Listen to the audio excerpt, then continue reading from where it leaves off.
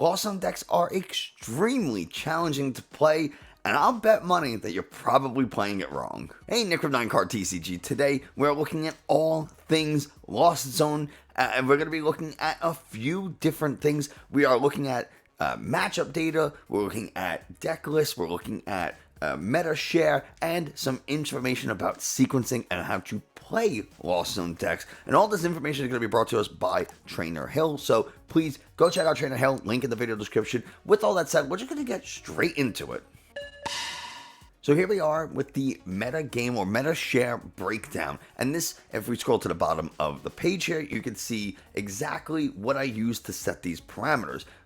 Now, overall, last 7 days, we're going to kind of focus on the last 7 days because people have been attending League Cups, challenges, all that kind of stuff. So we'll look at the last 7 days. Lost Zone decks are pretty popular, taking up 4 of the top 10 spots. Number 2, Lost Zone Box, 13%. Number 4, Goodra Lost Zone with 7.7. We got number 6, Giratina Lost Zone at 7.1. And number 9, Charizard, 4.5%. That's a lot of Lost Zone decks. If you add it up, it's easily the most popular deck in the format. And if you look at overall since the beginning of the month, Lost Zone decks with Greninja, the Lost Zone Box, is one of the more popular decks. So something to keep in mind, you're going to see this deck whether you play it yourself or you're attending a tournament, you're playing Lugia, you're playing Gardevoir, you're gonna see Lost Zone decks. So just because you're not playing one doesn't mean this video isn't for you. Now that we know how popular Lost Zone decks are, I want to look at a couple of skeleton lists for Lost Zone decks. These are, roughly really very useful templates for how to build different Lost Zone decks. Now, this one is specifically a SableZard or Lost Box Charizard deck, and you can see the common counts. The way there's my parameters again, and the way Trainer Hill does this is they show you how many decks or the percentage of decks in their database that run a certain number of copies. We can look at Manaphy, for example. Most decks are playing 1 copy. There are a handful that are playing 2, but that number in the circle is how many the more popular version is. So most decks are playing 1, which is why you see a 1 here. Most decks are playing 1 copy of Hawlucha, Drapion, all kind of stuff. So you can see the deck list here. You don't need me to go through it, but I do want to spend just a moment talking about the highlights of this deck and the other common cards, because those other common cards are actually, I think, really, really cool. Forest Hill Stone is one of them, and depending on the version you're playing, if you're playing with the Drapion and the Pidgeot V, all that kind of stuff, you can slap a Forest Hill Stone in there. Find anything you want in your deck and attach it. Notice Mirage Gate is another card that, compared to some of the other lists we're going to see, or the other skeleton lists, not a lot of people are playing something like Mirage Gate, and they're playing it in a very low count. Now, I have played SableZard in the past month with Mirage Gate, with Magma Basin, and it was, I think it worked really well. I played it with cross switchers, and I pulled off the nastiest play because I had these extra common cards. And you can see the core cards is 52, I think. God, I can't see a thing. That's 52. So you can choose, you can take this exact 52 cards on the left and choose 8 of the other common cards. So you could throw in 4 cross switchers, the Mirage Gate, the Magma Basin, that's 6, and then maybe an extra Boss's Orders, or just a Boss's Orders. I would probably recommend having a Boss's Orders, but if you have the cross switches, you might not need it. You get a choice belt in there, maybe a switch. Do you need the switch with 4 switch carts and 4 escape ropes? Probably not. All your Pokemon are basic, so you'll be able to maximize the use out of switch cart. Miltank's an okay option. A lot of decks have a way of dealing with Miltank, so I don't know if it's super necessary. But yeah, I would definitely get in those cross switchers, maybe the Choice Belt, Mirage Gate, Magma Basin, and then, I don't know, maybe a Power Pad. That sounds like a pretty good 8 to me. And that's kind of how you do this. And then you try the deck, say, you know what, I don't like this, I need something, and you kind of just work it out. But this is a really nice skeleton list for SableZard, and it's a deck that did pretty well at EUIC. I'm personally a fan of SableZard. I know if you go on Twitter, it's real mixed on SableZard's performance and everything, or how good it is, but I'm personally a fan. I do think it's a little bit underrated. The next Lost Zone deck skeleton we're looking at is, well, Lost Zone box, and this one has Radiant Greninja. You can really separate out Lost Zone decks based on the Radiant Pokemon they use. Are they with SableZard or Radiant Charizard that immediately makes it SableZard to me, or is it a Lost Zone box that uses something like a Greninja? And you can see these Greninja versions have a lot more Mirage Gates, right? Almost every version of this is running 4 copies of Mirage Gate. Almost everybody's running 4 copies of Switch Cart, Escape Rope. Everybody's running 4 copies of Comfy. There is not a person that's playing something different, and if they are, I wouldn't. Cramorant starts to get a little bit more split. Most people are playing 2 Sableye, Drapion for the most part. Interestingly enough, the Dragonite here is below half. And I think Dragonite might be pretty useful. 250 is a really good number to hit. You're knocking out pretty much every Pokemon V. You're knocking out Pokemon, basic Pokemon EXs, maybe even some Stage 1 EXs. It's just a really strong Pokemon. But you do damage all of your bench Pokemon, which does get a little risky in the mirror. But, you know, not much we can do about it there. Another card that people are choosing to play or not play is Sky Sealstone and, again, Forest Sealstone. Sky Sealstone, I think, is probably kind of necessary, and I'm surprised it's being ran at such a low percentage. Only like 40% of decks are running a single copy of Sky Sealstone, but you attach that Sky Sealstone to a Raikou, or you throw in, I think Raikou's probably the best example of that, and you just KO Lugia V-Star, you got 3 prizes. And then you just, Greninja, Sableye, the 2 Archeops, there's your 5 prizes. That's 5 prizes right there. And you just have to knock out 1 other Pokemon, which is pretty doable if you do run something like the Dragonite, for example, or just between some Cramorants and you can probably Cramorant, another Sableye. You're getting that last prize pretty easily, I would say. So yeah, something to consider if they are playing the single strike version. Drapion's ability does kick in 4 single strike Pokemon, so that's something to keep in mind. It's Fusion Strike, Rapid Strike, and Single Strike. So if they have 2 Tyranitar's in play, well, that Drapion now attacks for 2 colorless less. So get the Choice Belt in there, which this doesn't show. That's 190 plus 20. That brings you to 230, which is enough to KO Tyranitar V. So something to keep in mind. Maybe it's worth doing. That could be a nice 2 prize knockout with a Drapion, kind of come out of nowhere with it. You're probably going to get counter KO'd, so I would make those your last 2 prizes, but that's just me. The Hawlucha, I think, is another really interesting thing. You kind of throw it down, put a damage counter onto 2 Pokemon that have 70 HP, like a Manaphy, for example, and then you can go ahead, let's, for example, Manaphy Comfy. You're playing into a mirror, or you're playing SableZard. They got a Manaphy and a Comfy on the field.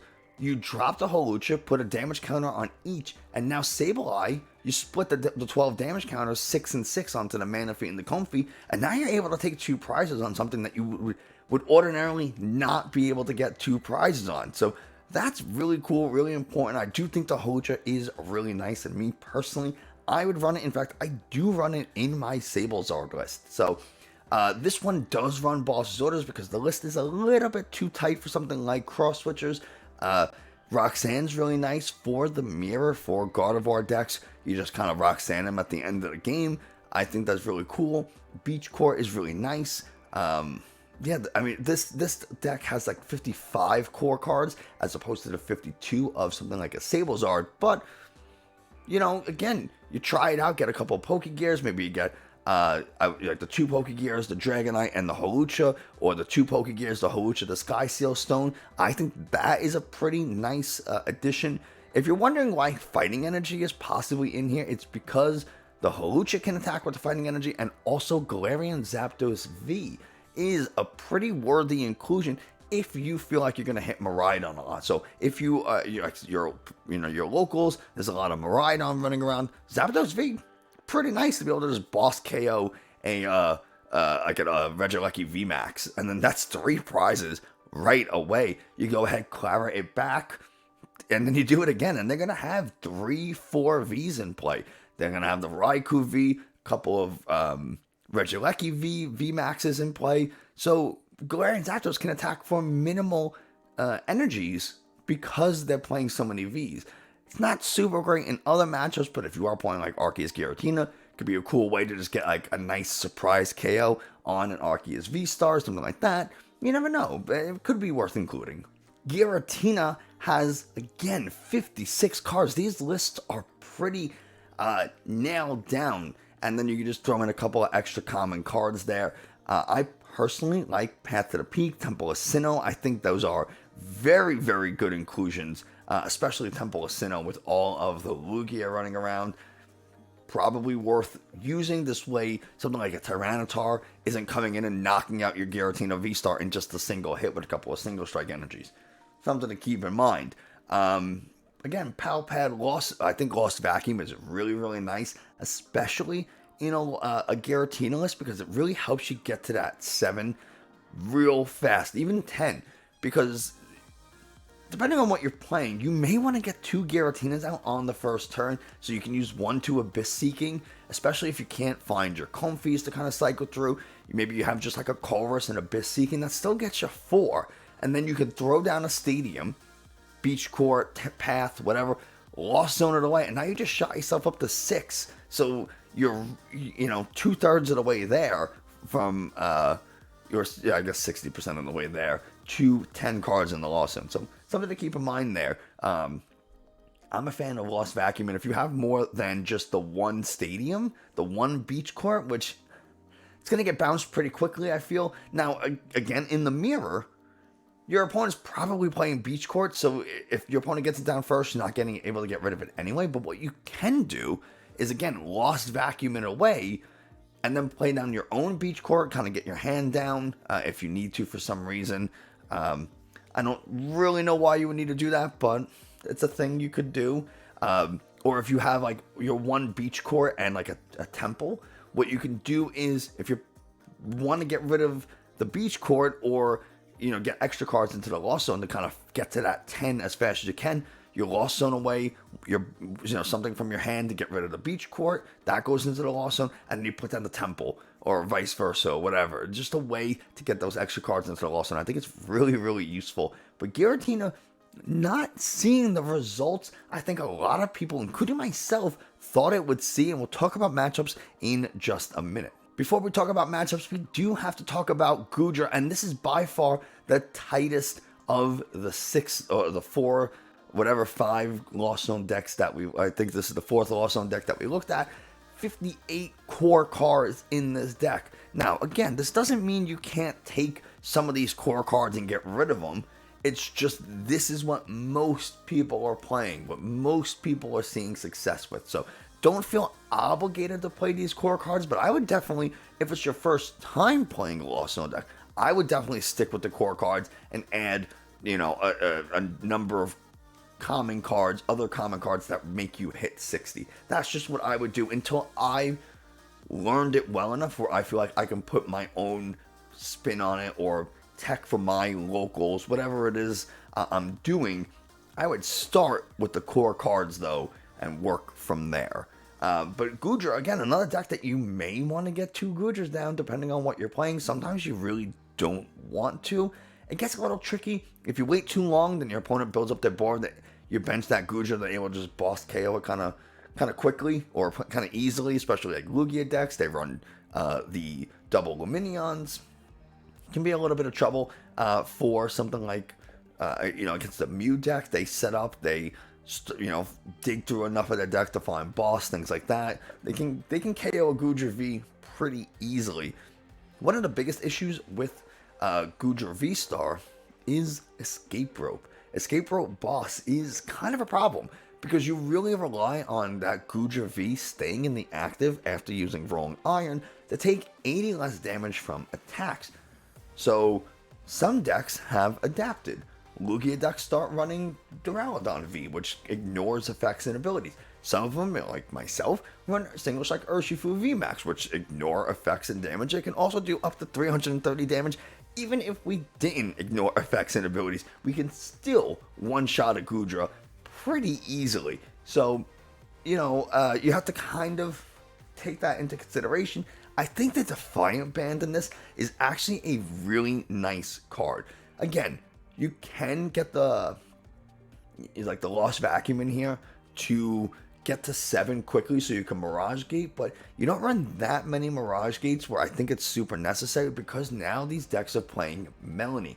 Melanie is such a big card for Goodra because that means if you go first, you attach to your Goodra. Second turn, you can evolve into the Goodra V-Star, attach from Radiant Greninja, discard a Water Energy, Ultra Ball Water Energy away, whatever, something like that, and then you can play Melanie, attach that Water Energy to the Goodra V or V-Star, and then attach for turn, and now you're hitting turn 2 Rolling Iron. So it makes it a little bit safer to bench that Goodra first turn because you don't have to rely on getting to 7 in the Lost Zone. So you can Mirage Gate, set one up immediately, like Burst, set it up. You can do it pretty quickly at the beginning of the game thanks to Melanie. And you run a pretty high count of Melanie. And by pretty high, I mean it looks like 2 Melanies. Most decks are playing 2. I think that's enough. Do you need Lumineon in here? No, I don't think you do. Between, first turn, Chorus, Greninja, the Comfey cycling, you could probably find a Melanie for the next turn to really set up your Goodra. So, something to keep in mind. But yeah, I think V-Guard Energy is maybe a decent inclusion. It might be good. Goodra does have a Colorless Energy in its attack requirement. So that means if you attach your turn, a Metal Energy, and the next turn, you can Melanie a Water, and then attach from hand a V-Guard Energy, but you're probably only going to have one, so finding it at the right time might be a little challenging, but, and it only works on Vs, or opposing Vs, I should say, so the only opposing Vs in the format right now are like Lugia and its partners, Giratina, Arceus, and Mew. Miraidon and Gardevoir and other Lost Zone decks, I guess Goodra too, but like most, there are a fair number of decks that can kind of get around something like the V-Guard Energy, and also Duraludon and Urshifu ignore the 30 less damage from V-Guard Energy, so even in Lugia decks, they have ways to get around it. But I'm a huge fan of the Defiant Band. Why? I didn't really explain why. You got a Comfey in the active, you got a Cramorant in the active, your opponent KOs that, now you're behind on prizes. Which means Defiant Band kicks in, and you're doing an extra 30 damage to your opponent's active Pokemon. So that Rolling Iron, that would normally not KO a basic Pokemon V, or like a Tyranitar, Urshifu, Lugia V, whatever, or some basic EX Pokemon, you can knock out, I know it's not an EX Pokemon, Zacian V, you can knock out some like the Koraidon, things like that. It's something that has like 210 health. Now, you're able to get that extra 30 damage because you have some really frail Pokemon that you put up front at the very beginning of the game. And it's just a really nice way to like surprise KO something that your opponent might not think you could otherwise. So I'm actually a huge fan of Defiant Band. So now it's time to take a look at the meta, or like the matchup data for these particular decks. And we're just going to kind of briefly go over again all the stuff you can find on Trainer Hill with the link in the video description. So we're going to go ahead and jump. This is in alphabetical order. So if you're wondering why I'm starting with something like Giratina instead of the regular Lost Zone box or the SableZard, it's because alphabetical order. So Giratina box, here we go. It has, if you look at this first half, it has some pretty good matchups, and some of these have pretty high matches played. So this 100 matches played, saying that we have a 56% win rate into Goodra makes sense. Why? Well, we could do a ton of damage to Goodra decks. We can hit for 280 pretty easily. We could just Star Requiem KO. So even if we are getting 80 less damage, it doesn't matter. Just Star Requiem KO, get a couple of Sabo, Cramorant KOs, and there's our 6 prizes. But what are the decks that we don't... first, our best matchup is Arceus Duraludon. Again, Star Requiem into a Duraludon VMAX. pretty nice.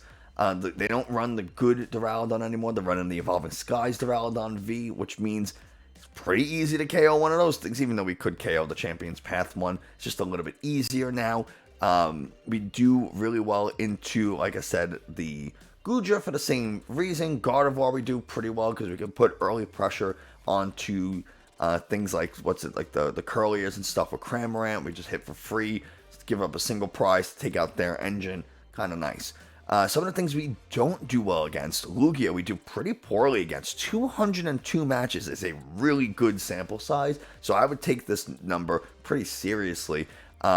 We don't do well against other Lost Zone decks just because they often don't give up 2 prizes, and we will.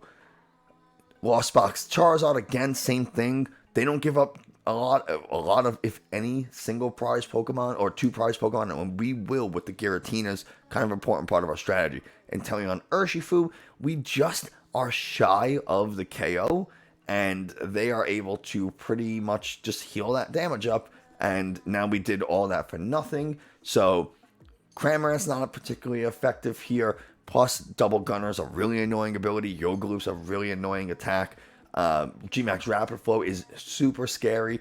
All that kind of stuff can kind of crumble our board pretty easily, so we don't really like to see that. But some of these other decks that have Pokemon V's maxes, especially, that we can really take advantage of. Yes, Urshifu is a Pokemon VMAX, and Teleon is a Pokemon VMAX, but getting through the first one's not that bad, thanks to Star Requiem. It's getting that second one, getting the other 3 prizes, that can be a little bit of a challenge in that matchup.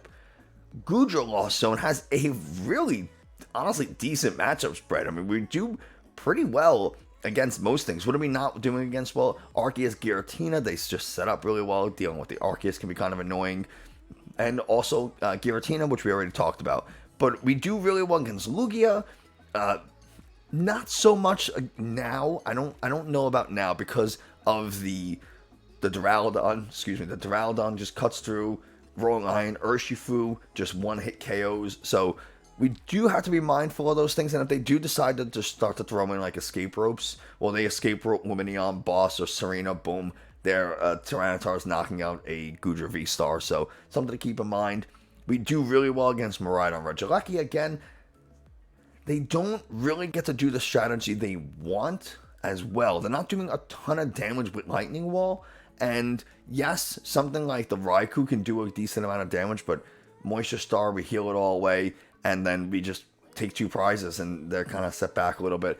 They can't attack 2 turns in a row with Photon Star, which is one of the, or Photon Blast, or whatever Miraidon EX's attack is, which is one of the reasons that they are setting up so many escape ropes or switch cards, so they can kind of use Miraidon twice in a row. But 3 energies, and you don't always hit off that electric generator, so that's something as well. Plus, we can kind of peck at them and pick at them with things like Cramorants. We'll go to, so that's Goodra, Lost Zone box. This is with the Charizard. We do really poorly against Duraludon. Arceus, Duraludon to just set up really fast. Arceus and Duraludon kind of annoying to deal with. They hit through everything. They one-shot everything. Really annoying. We don't do well against Inteleon Urshifu for the same reasons. It's just really hard to KO those VMAXs. They heal. Double Gunner, Yogaloop, really, really scary. Goodra, again, we just don't do enough damage to really threaten the Goodras. And after some turns, the racking up some damage on a Goodra V-Star, they're just Moisture Star, and all that's gone. And Rolling Iron hits enough to KO everything we're throwing at them. So really problematic. We have to really rely on like Escape Rope Boss. So if you're expecting to run into some Goodras, I would definitely have some Boss, or at the very least cross switchers.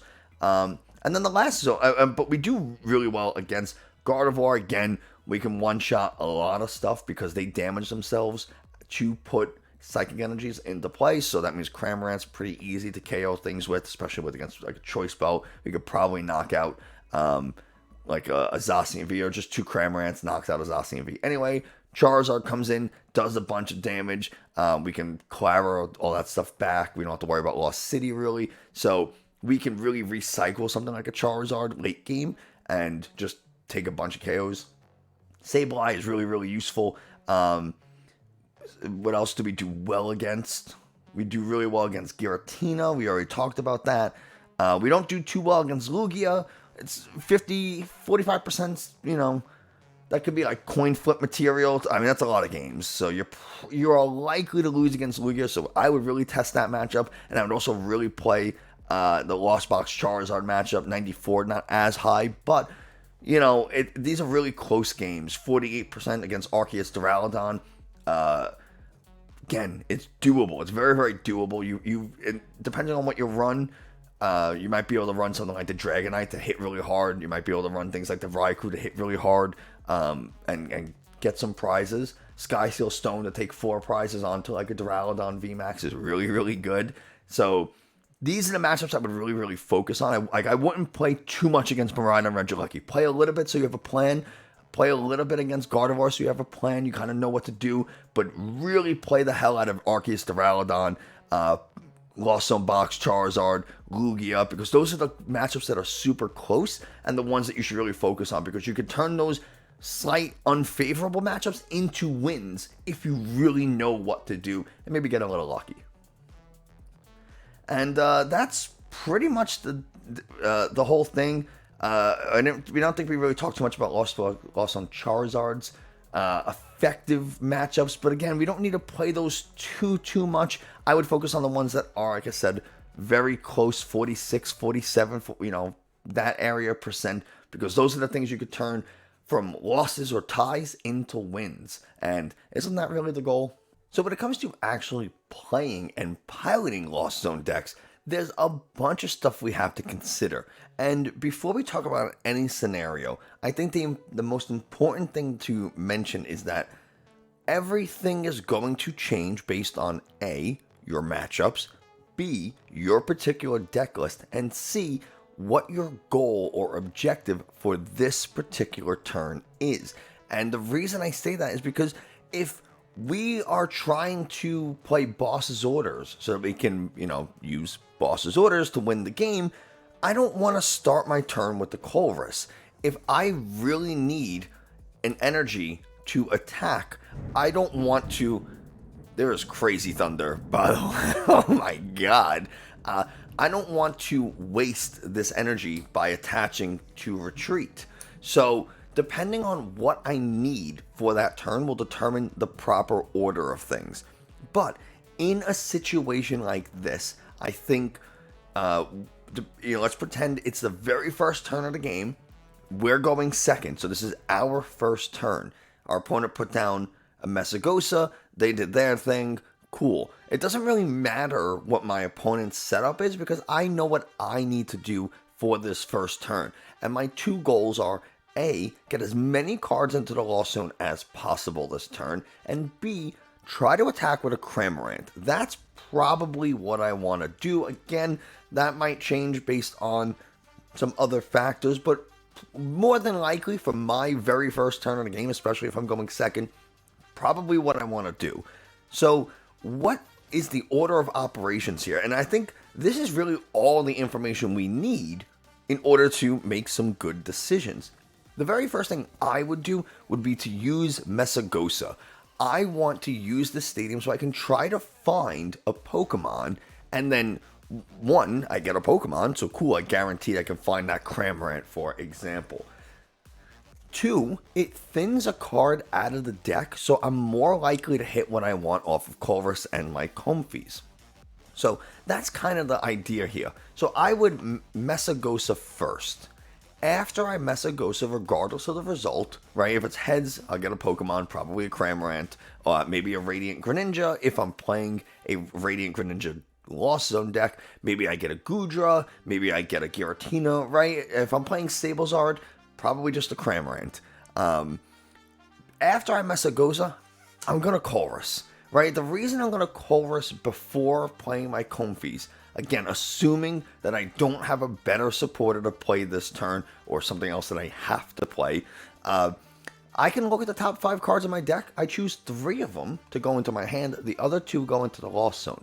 Now, I do this before playing Comfey because I'm going to see the most number of cards. And by seeing the most number of cards, I can make a better decision. Then when I go to use my Comfey's abilities, because I only see 2 cards off of that, it's a little bit harder to make a decision. So because then after the Colress, I'll have more cards in hand, the Comfy decision becomes a little easier. Is it worth attaching the energy to retreat, or do I find something that's really useful like an escape rope or a switch card or something off of the Culver's? Maybe I don't want to play escape rope if I had one, because I really want to attack into their Lugia V with the Cramorant or whatever. I want to knock out their Ralts before they can evolve it with the Cramorant, something like that. So I might not want to play something like an escape rope. So I might want to Culver's first so I can try to find other things in order to do that. So Culver's, so the order would be Mesagosa, Culver's, and then Comfy. And then if I can switch into the other Comfy, so I use the first one, I can attach retreat, go into the second Comfy, or whatever the situation is. If we are playing a Greninja version, I don't think the order, even if I have the Greninja, again, we have this to start our turn. I don't think the order changes that much, but it definitely starts with Mesagoza first. Again, I want to try to thin the deck out of a Pokemon so I can try to find something really good off other cards. Now, I'm going to see a fair number of cards. Between Greninja and Comfy, I'm going to see 7 cards, and then I'll see an extra 2 off of the Comfy.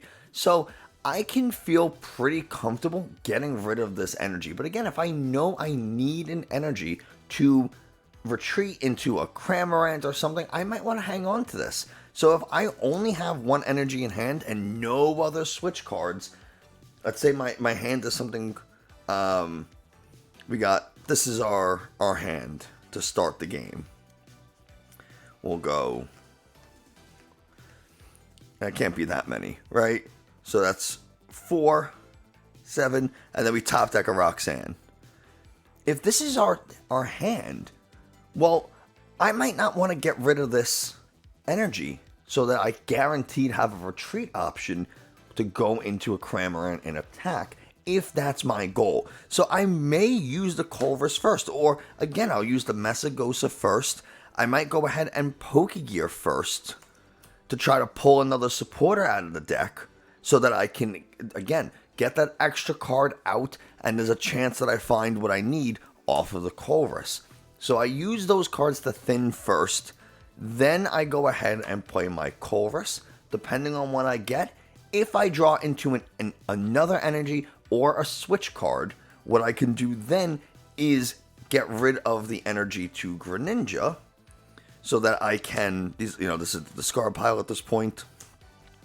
Then I can discard an energy to draw a Greninja, because again, I can just get extra cards. So that means when I use flower selecting, my decision is a little bit easier because I have more information.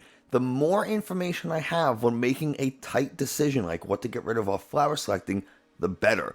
And maybe the flower selecting won't be so awkward because I have extra cards in hand. I know what I have, I know what I need, and I don't have to make a weird decision off of seeing 2 cards and be like, well, I kind of really needed this, but I don't want to get rid of something else that could be really important.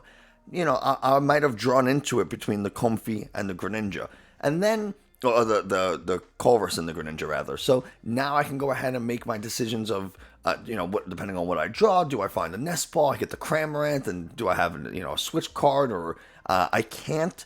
If I have a second energy, I can go ahead and attach retreat. I would need to get a 4th card into the Lost Zone, so I'd have to make sure that I have 2 retreat options, right? The Culver's gives 2, the Comfy gives 1, that's 3. So I have to go ahead and attach so I can retreat into this Comfy, and then use that to get 4 into the Lost Zone. And then from there, I can finally switch into a Cramorant or something. Or maybe I just leave it as is and say, okay, this is the best I was able to do this turn. 4 cards in the Lost Zone. But at least I'm set up for the next turn to really start making some other stuff happen. But yeah, that's just some very basic information about playing and sequencing Lost Zone, especially to start the game.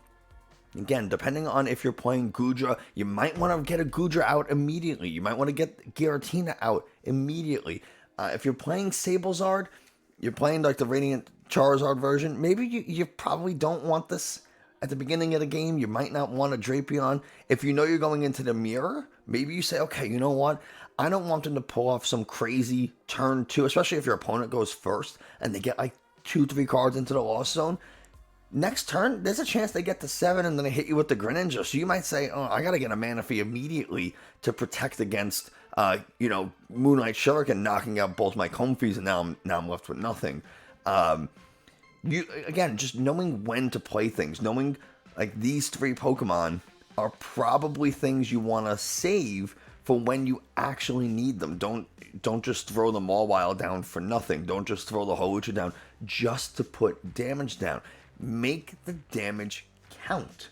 That's super, super important, is to not just put the damage down because you can, put it down because it makes a difference. It matters. It's useful. It's probably going to be a little bit more useful later in the game because some stuff will take in damage, or you have more plays available to you because you have a higher Lost Zone count, so you can go ahead and use Mirage Gate, or you can go ahead and use Lost Mine, things like that. We already talked about the Hawlucha Lost Mine combo on, say, like 2 Comfeys or Comfey Manaphy. You get rid of that Manaphy, and then now you're able to say Greninja the following turn. If we have Greninja, we can't use the Charizard, so obviously only 1 Radiant per deck. So it's just depending on if you have the Greninja, cool, or if you have the Charizard, whatever. Echoing Horn could be a really nice way to Echo Horn back a Comfey or a Manaphy, and then drop a damage counter on it, Lost Mine, get an extra prize to clean out the game. That could be really, really useful. There's a lot of cool stuff we can do with these kind of SableZard decks or Lost Zone decks. Battle VIP Pass is super important. That's one of the cards that we might want to dig for at the very beginning of the game between our Comfeys and our Colruses. Raihan's really useful mid to late game. Find something we need. We run a bunch of Clavers. Make sure we really find or can recover and recycle. Especially in SableZard, we run so many Clavers because there's a chance we're going to Lost Zone 1 off of a Colrus or a Comfey at the beginning of the game. We really need to recycle just the very few energies we have. We run 6 energies total. We need to get those back so that we can attack with the Charizard and with our Sableye. Could you attack with the Comfey? You can. I'm sure. I know someone has won a game because they hit with Rain Splash for 20. I'm sure something similar has happened with Comfey for 30 to win the game. Attach Mirage Gate, attach Raihan, something like that. It's not. It's a thing. It's a play. Sometimes you just shy a little bit of damage and you don't run Choice Belt. Well, this is the extra 30 damage that Choice Belt would have done, so it's a possible play. Beach Court to free retreat. I'm missing one. I gotta get an extra Beach Court. So yeah, that's kind of the whole deck. A lot of escape ropes, 4 escape ropes, 4 switch cards. We really want to maximize being able to cycle through our Comfeys and get our Cramorants into play. I don't know where my Cramorants are. They're Cramorant, stuff like that. We run a couple of Sableyes, all that stuff. That's my SableZard list. But yeah, that's just a little bit of information about sequencing and playing. There you go. That's Lost Zone decks. That is so much information on Lost Zone decks and a little bit about sequencing, matchups, deck list, all that kind of stuff to get you started on playing Lost Zone decks. I hope you found this informative. If you did, like, subscribe, comment, all that kind of stuff. Tells YouTube this is a good channel. Other people should watch it. Let me know what you want to see. Did you like this kind of video? Do you want to see more like it for other decks, other archetypes, especially ones that have a few different variants? There's a few different variants of like Lugia. There's 2 different variants of Mew, all that kind of stuff. So let me know what you think in the comments below. But that's going to do it for today. Thanks so much, and I'll see you next time.